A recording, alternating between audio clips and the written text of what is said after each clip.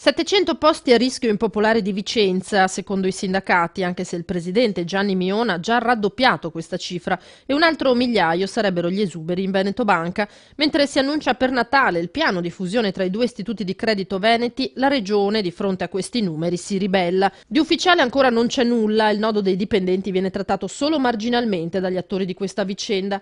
Non solo i destini di risparmiatori e correntisti, però, sono legati al futuro delle due popolari, anche quello del personale. A Sveglia Veneti lo sfogo e il duro monito dell'assessore regionale al lavoro Elena Donazzan.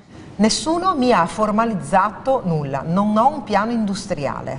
Leggo dai giornali di esuberi, ma non è pensabile. Io quando gestisco delle aziende in crisi, prima vedo il piano industriale, vedo le responsabilità, vedo dove vogliono andare e allora li autorizzo o meno con i sindacati i piani di esubero. Non si può dire abbiamo 700 persone da licenziare, 1000 persone da licenziare e non mi dici dove stai andando e di chi è la responsabilità.